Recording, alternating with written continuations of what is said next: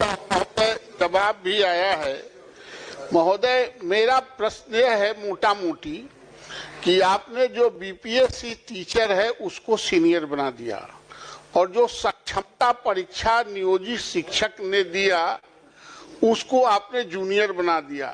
तो जो सक्षमता परीक्षा दिया है वो 15 साल, 10 साल, 17 साल, 18 साल तक लगातार वो कार्य करता रहा शिक्षण संस्थानों में, और उसके 15 साल 18 साल के निरंतरता आप नहीं जोड़ेंगे तो वह डिमोरलाइज फील करते हैं। और दुनिया में कहीं ऐसा नहीं है कि एक ही काम में हम लगे रहे हों और हमको वो वरीयता का लाभ नहीं मिले। मैं माननीय मंत्री से आग्रह करना चाहता हूं कि जो नियोजित शिक्षक हैं और जो सक्षमता पास किए हैं उनको उनके सेवा काल का जो जितना वर्ष तक उन्होंने स्कूलों में पढ़ाया है उसको उसमें जोड़ते हुए सीनियर बनाया जाए। सरकार का इस पर क्या कहना है? एक मिनट पूछिए। हम लोग सभी जानते हैं यहाँ 3 लोकतांत्रिक ढांचे में 3 तरह की सरकार है, केंद्र सरकार, राज्य सरकार और लोकल गवर्नमेंट, स्थानीय स्वशासन की सरकार। और उसके तहत माननीय मुख्यमंत्री जी ने उस समय नियोजन इकाई के द्वारा नियुक्ति करवाया। जो माननीय सदस्य का सवाल है वह इसलिए भी अनिवार्य है और अपरिहार्य है कि उन्हीं शिक्षकों के अनुभव के आधार पर सरकारी विद्यालयों में प्रधानाध्यापक के रूप में नियुक्ति की गई, प्रधान अध्यापक के रूप में नियुक्ति की गई, शिक्षण प्रशिक्षण महाविद्यालय में व्याख्याता के रूप में नियुक्ति की गई।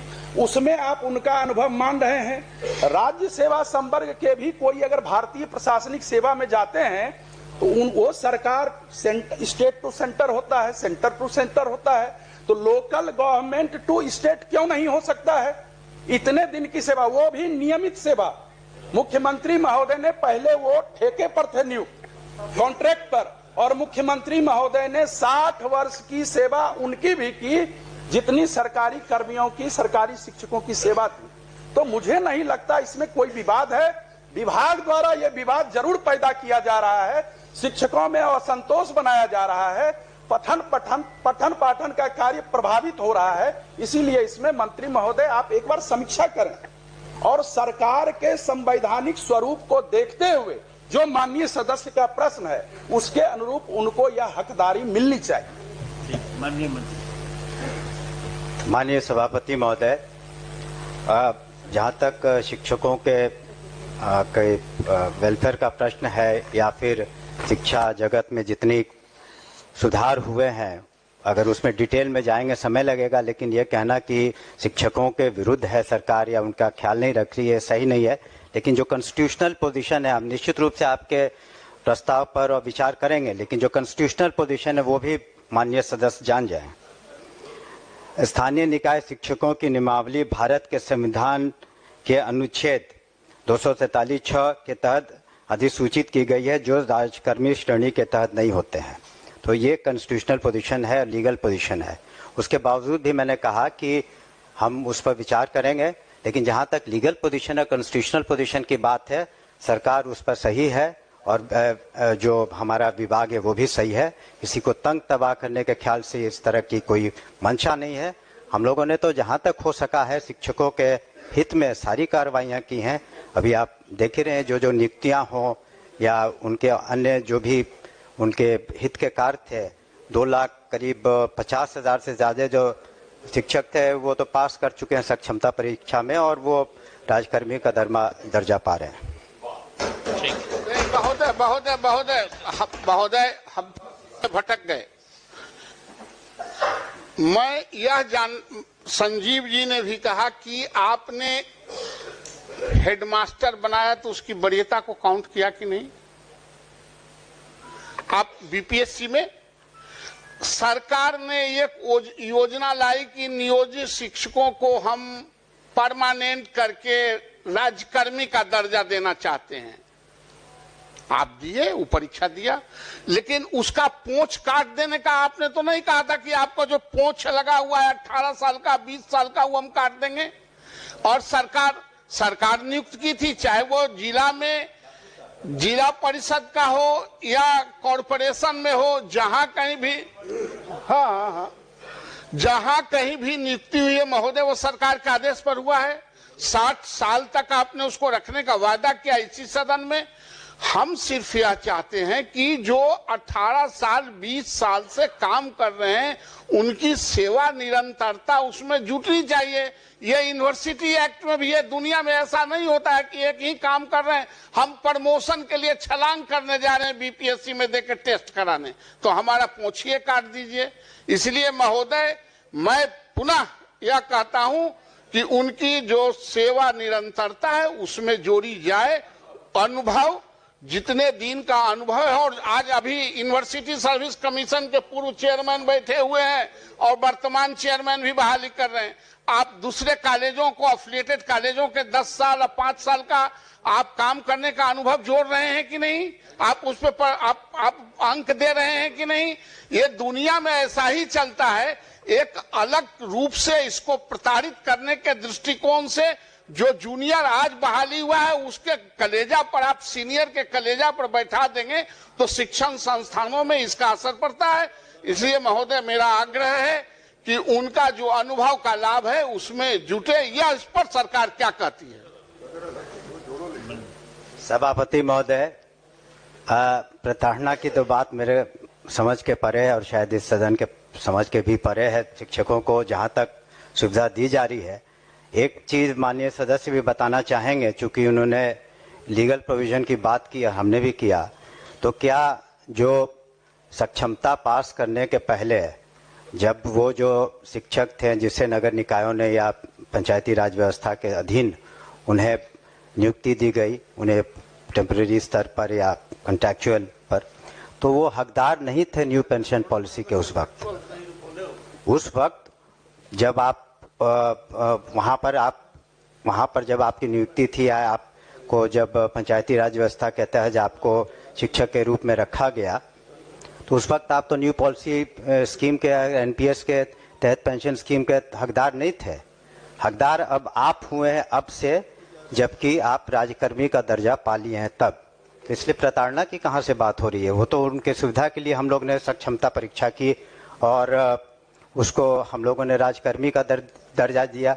माननीय मुख्यमंत्री जी ने बिल्कुल उनके तरफ संवेदनशील रुख अपनाया है। जहाँ तक ये प्रश्न है, उन्होंने कहा कि सेवा जो उन्होंने दी है राज्य को और अपने अपने संस्थाओं में, उस पर हम विचार जरूर कर लेंगे, लेकिन कानूनन रूप से इसकी बाध्यता नहीं है, लेकिन फिर भी हम संवेदनशील होकर उस पर पुनः विचार करेंगे।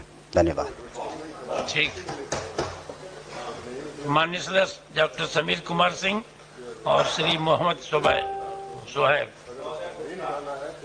आज पर जाने का और वो कब तक बंद रहेगा, इस तरह के अधिकार से वंचित करना लोकतांत्रिक मूल्यों के खिलाफ है।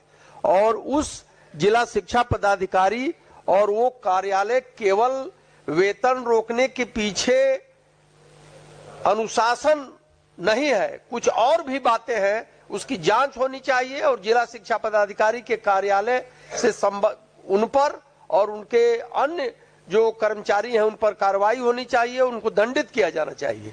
उनको रोकने का किसने अधिकार दे दिया कि किसी तरह का आंदोलन राज्य में नहीं होगा और शिक्षक अपनी मांगों के लिए आंदोलन नहीं करेगा? ये तो हमारे लोकतांत्रिक तरीके हैं। जो हमने कहा था कि जिलावार हम लोग समीक्षा करें, जहां भी वेतन कटौती या वेतन रोक के उसको हम लोग कर रहे हैं। जहां तक पदाधिकारियों के विरुद्ध कार्रवाई का प्रश्न उठता है, तो हम लोगों ने जहां जहां कमियां पाई हैं, तो निश्चित रूप से हम लोगों ने अपने स्तर पर कार्रवाई की है। मैंने सदन को पहले भी बताया कि गोपालगंज जिले में, उसके बाद किशनगंज जिले में और 2 दिन पहले दरभंगा जिले में जो डिस्ट्रिक्ट एजुकेशन ऑफिसर थे, जो खामियां हमने पाई और बहुत ज़्यादा अनियमितताएं थी और वहाँ के जो डीपीओ थे, तो उन लोगों को हम लोगों ने निलंबित भी किया है। तो जहाँ इस तरह की कमियां उजागर होंगी कि जहाँ मेंस्ट्रिया इन्वॉल्व है, कि जहाँ पर जानबूझ करके या इस तरह की गलतियाँ हैं, तो हम लोग जिलावार समीक्षा कर रहे हैं। माननीय सदस्य को मैं कहना चाहूँगा कि इस जिले की भी जब हम लोग समीक्षा कर लेंगे और हर जिले में जहां शिक्षकों की गलतियां नहीं है उसको निश्चित रूप से उसका हम लोग सुधार कर लेंगे। मैंने पूर्व में भी कहा। माननीय श्रीमती शशि यादव। उत्तर प्राप्त हुआ है। लेकिन ये क जो है स्वीकारात्मक कहा गया है। ये विद्यालय रसोइया जो खाना बनाती हैं स्कूलों में, जिस वजह से आज स्कूलों की गुणवत्ता भी कुछ बढ़ी है, तो वो कह लीजिए कि उनको 1650 रुपया दिया जाता है और हाल के वर्षों में कोई उनके मानदेय में बढ़ोतरी नहीं हुई है महोदय। और हम लोग कहीं भी जाते हैं, लोग सुनते हैं कि बिहार में 1650 विद्यालय रसोइया को मिलता है, तो शर्म से सर झुक जाता है महोदय। और इन्हें पार्ट टाइम कहा गया है, तो मैं ये कहना चाहती हूँ महोदय कि ये पार्ट टाइमर नहीं है, क्योंकि ये कह लीजिए बच्चों को खाना खिलाती हैं और पूरा साफ सफाई करके पूरा खाना बना करके और तब वो जाती हैं, तो वो 10 से 12 घंटे उसको लग जाते हैं महोदय, इसलिए उसे पार्ट टाइम ना कहा जाए। और ये जो कहा गया है कि सितंबर और अक्टूबर 24 का भुगतान किया जा रहा है, तो इस उत्तर का क्या मतलब समझे महोदय? भुगतान किया गया या किया जा रहा है, ये मतलब किया जा रहा है का क्या मतलब समझे महोदय? और हम ये चाहेंगे महोदय कि ये भी कहा गया कि भाई ये केंद्रांश से आने पर हम करते हैं, तो मुझे लगता है कि अब डबल इंजन की सरकार है, तो थोड़ा केंद्र सरकार से भी गुहार करके और ये बढ़ाया जाए और बिहार एक मिसाल कायम करे, क्योंकि अन्य राज्यों में इससे ज्यादा मिलता है महोदय, बगल के राज्यों में से ज्यादा मिलता है, इसलिए यहाँ निश्चित तौर पर कम से कम 10,000 किया जाए महोदय। हम ये मांग करेंगे, क्योंकि बहुत गरीब परिवार की महिलाएं रहती हैं। अगर आप देख लीजिए कि जो घरों में घरेलू कामगार महिलाएं रहती हैं, वो भी अगर खाना बनाती हैं, तो आप कहीं से भी 5 से 7 हजार रुपया देते हैं, और ये स्कूल में इतना बड़ा योगदान दे रही हैं और सबसे गरीब परिवार की महिलाएं हैं। इसलिए महोदय इस पर थोड़ा विशेष ध्यान दिया जाए और बिहार में एक मिसाल कायम किया जाए। सभापति महोदय, माननीय सदस्य ने जो अपनी बातें कही हैं उन्हें ग्रहण करते हैं। दूसरी बात कि माननीय मुख्यमंत्री जी के नेतृत्व में सरकार संवेदनशील है। उन्होंने रसोइया के बारे में कहा, हम लोग उस पर विचार करेंगे, लेकिन उनको साथ साथ ये भी पूरा बिहार जानता है कि किस तरह से माननीय मुख्यमंत्री ने जो तालीमी मरकज़ है उनका 11,000 से 22,000, शिक्षा मित्र है उनका 12,000 से 23-24,000, और किस तरीके से जो टोला सेवक हैं ताकि दलित बच्चों को भी उनको स्कूल में लाया जाए 12,000 से 24,000, इसी सरकार ने किया है। तो सरकार तो बिल्कुल संवेदनशील है कि जहाँ तक प्रश्न है बच्चों को स्कूल तक लाने का, और इसी वजह से सरकार के इन सब प्रयासों की वजह से जहाँ ड्रॉप आउट 12% से ज़्यादा था, आज 1% से कम है। अन्य योजनाएं भी हैं, और निश्चित रूप से जो माननीय सदस्य की चिंता है हम लोग भी उससे अवगत हैं, और उस पर हम लोग संवेदनशील रुख निश्चित रूप से अपनाएंगे। बजट को भी हम लोग को ध्यान में रखना होता है। शुक्रिया महोदय एक बस महोदय महिला का सवाल है महोदय, बस ये बिल्कुल आपने उन सारे लोगों का किया है, तो इनको भी जो सबसे कम आप दे रहे हैं, उनको 11,000 दे रहे थे, किया है वो अच्छी बात है, मगर 1650 रुपया आप दे रहे हैं इनको, तो इनका भी किया जाए। और 10 महीने का मिलता है महोदय, कम से कम इनको 12 महीने का किया जाए, ये हम जरूर मांग करेंगे। 10 महीने का आप देते हैं, जबकि स्कूल शिक्षकों को आप 12 महीना का देते हैं, तमाम कर्मचारियों को आप 12 महीना का देते हैं, तो इनको क्यों 10 महीने का देते हैं? इसलिए इनका भी 12 महीना किया जाए महोदय। ठीक, चलिए माननीय सदस्य प्रोफेसर नवल कुमार किशोर यादव। जवाब भी आया है महोदय। मेरा प्रश्न यह है मोटा मोटी कि आपने जो बीपीएससी टीचर है उसको सीनियर बना दिया, और जो सक्षमता परीक्षा नियोजित है कि आपके अधिकारियों ने आपको गोल गोल घुमा घुमा करके उसको बताया है। लोग धरना पे बैठे हुए हैं वहां गर्दनी बाग में, और आपसे भी कितनी बार वो लोग आवेदन दे चुके हैं मिल करके। तो मैं निवेदन करूंगा कि उन लोगों से बुला करके बात कर लीजिए, आखिर इतना लंबा समय से क्यों इसको टाला जा रहा है। जो जांच होना है, कुछ होना है, फौरन हो जाए। आखिर वो लोग बूढ़े हो रहे हैं, उनकी उम्र जा रही है, उनको कोई देखने वाला नहीं है। सरकार अगर नहीं देखेगी तो कौन देखेगा? सरकार के ही घोषणा की वजह से उन लोगों की बहाली हुई और सब कुछ हुआ, और उसके बाद उनको कुछ नहीं हो रहा है।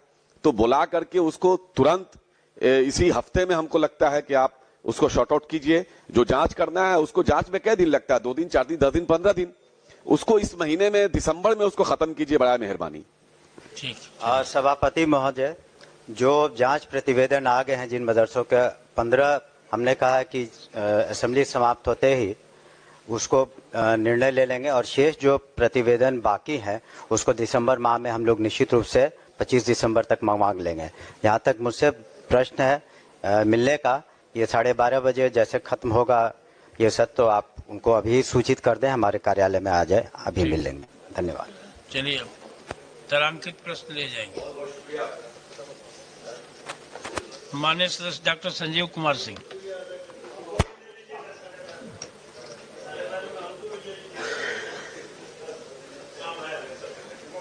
उत्तर मिल चुका है जी, लेकिन प्रश्न के अनुरूप उत्तर नहीं है। मैं असंतुष्ट हूं उत्तर से।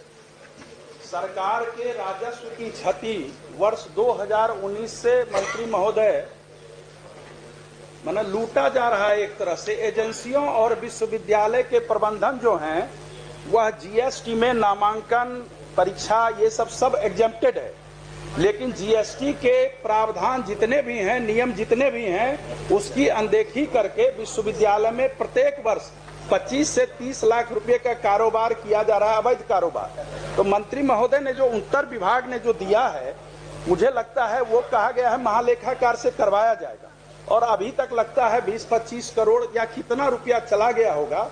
तो जब जीएसटी का है तो वित्त विभाग के पदाधिकारी से आप जांच करवावें।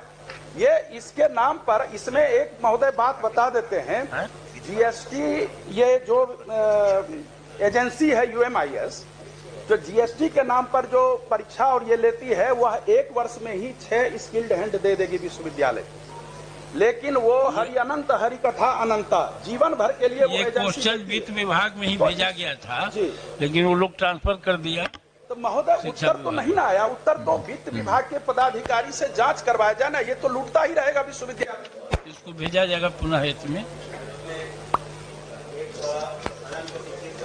सभापति महोदय, कि हम लोगों ने अलग अलग ऑडिटर्स की टीम बनाई है सेलेक्ट करके, और जो बकाये पैसे हैं सरकार के कई यूनिवर्सिटीज़ में, तो उसको हम लोग वापस लाने के लिए पत्र तो लिखा, लेकिन हम लोग इंडिपेंडेंट ऑडिट, एक तो स्टैच्यूटरी ऑडिट तो जो ऑडिटर जनरल करते हैं उनका ऑफिस करता है, लेकिन हम लोग भी अपने स्तर से ऑडिटर्स की टीम भेज रहे हैं। और ये जो माननीय सदस्य ने अपनी चिंता व्यक्त की जीएसटी के बारे में, फाइनेंस डिपार्टमेंट्स और हम लोग के भी ऑडिट टीम मिल करके और फिर हम लोग उसकी वसूली करेंगे। ठीक। इसमें हम लोग लगे हुए हैं। माननीय सदस्य प्रोफेसर संजय कुमार सिंह।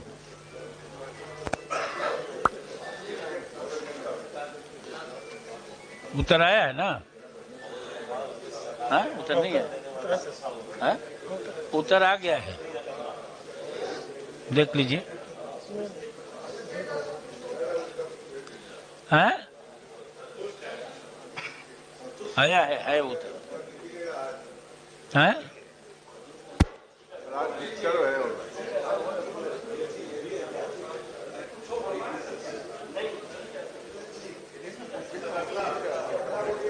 आगे बढ़ा जाए।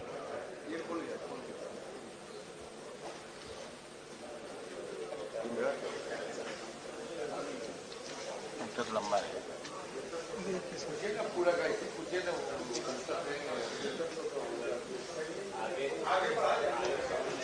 वही सवाल है सर जो अभी कुछ देर पहले चर्चा में आई है कि जैसे कुछ बिहार के प्राथमिक शिक्षक, माध्यमिक शिक्षक अपने संगठन के बैनर तले विधिवत रूप से शांतिपूर्ण धरना प्रदर्शन कर रहे थे अपनी मांगों को लेकर, और वो छुट्टी लेकर आए और तब उनका वेतन काट दिया गया। के पाठक जी के रिजिम में वो मनमाना आदेश दे दिए कि जो भी प्रदर्शन में भाग लिया सबका वेतन काटो, वीडियो देखकर, फोटो पहचान कर। तो वैसे ही व्यक्ति जो शिक्षक छुट्टी लेकर सीएल अपना गंवाकर वह प्रदर्शन में भाग लिया अपने संगठन के आह्वान पर, इसी पटने में शांतिपूर्ण धरना प्रदर्शन किया। सरकार उनकी बातों को सुनी भी है। सरकार के प्रति सारे शिक्षक आभार भी प्रकट कर रहे हैं। जो बीपीएससी एग्जाम देने वाले जो शिक्षक को बाध्य किया जा रहा था नियोजित, वैसे ही शिक्षकों का यह वेतन कटौती का मामला है।